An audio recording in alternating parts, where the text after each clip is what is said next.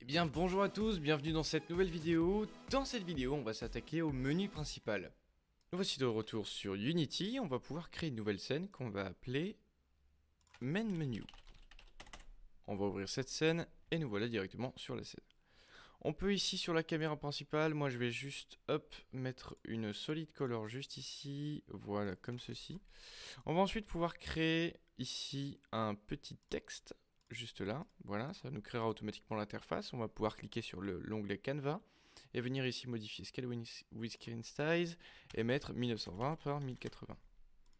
Voilà, donc on va pouvoir se mettre en 2D, désactiver ça et ici commencer notre interface. Donc moi je vais juste importer des polices d'écriture ici. Voilà, je vais venir glisser les polices d'écriture et faire un clic droit dessus pour créer ici un font asset. Voilà, une fois que c'est fait, je peux maintenant les utiliser. Donc là, je vais pouvoir aller ici, cliquer juste ici sur cette icône, faire un Alt Shift, maintenir Alt Shift et le mettre en haut. Voilà, ça va être le logo de mon jeu. Hop, je vais le mettre un peu plus gros et je vais modifier sa taille.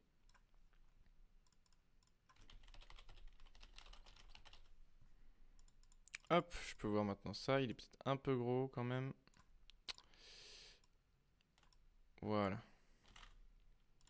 Donc ce sera le logo de mon jeu. Ensuite, juste là, je vais créer un nouvel empty. Ça va être en fait l'endroit où je vais mettre les boutons. Donc ici, on va faire prendre tout l'espace ici. Voilà, juste le mettre comme ceci. Et on va créer un vertical layout group. On va désactiver le 8 juste là. Et on va pouvoir renommer le GameObject en étant buttons. Ici, je vais juste copier-coller le logo, je vais le glisser dedans. Et voilà, hop, on va juste mettre ça en middle center sur le bouton. Et on va nommer ça comme ceci. Hop. Et je vais modifier sa taille. Voilà, ça ira très bien. Hop. Donc là, on va se faire 3 petits boutons qu'on nommera option, équité. Donc option, puis quitter. Et on va rajouter un script dessus, donc un composant qu'on nommera bouton.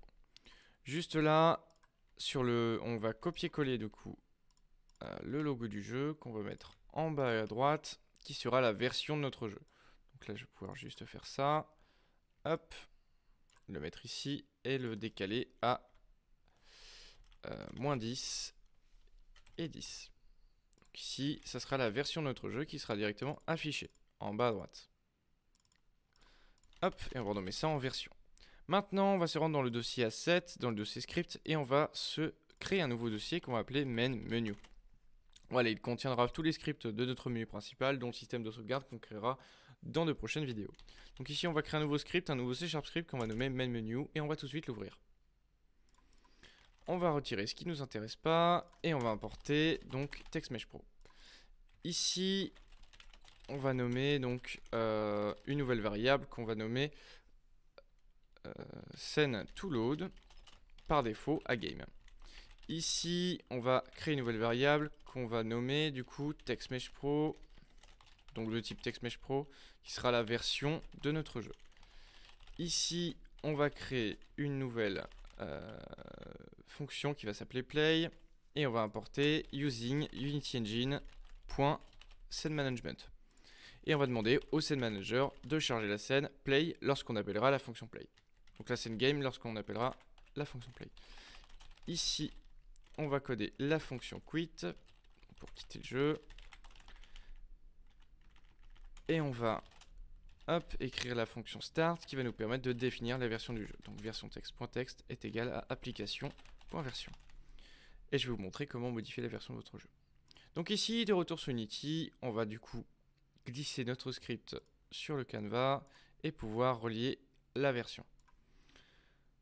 Vous allez maintenant pouvoir relier les boutons.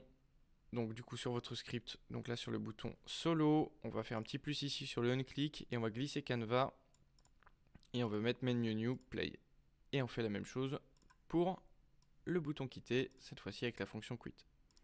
Pour le moment, le bouton option n'est pas utilisé, on l'utilisera sûrement dans de prochaines vidéos. Hop. Donc si vous démarrez le jeu, vous allez pouvoir voir ici la version qui va changer en 0.1. Alors pour changer la version du jeu, vous allez en haut à gauche, Build Settings. D'ailleurs ici on va juste pouvoir faire Add Open Scene pour ajouter la scène par défaut en étant Main Menu. Et on va glisser Game pour qu'il puisse être chargé. On fait un CTRL S. Donc on se rend du coup sur Build Settings. Et là on va avoir la version qu'on va pouvoir modifier. Donc dans l'onglet Player ici, on va pouvoir mettre la version qu'on souhaite. Vous pouvez même mettre du texte si vous le souhaitez.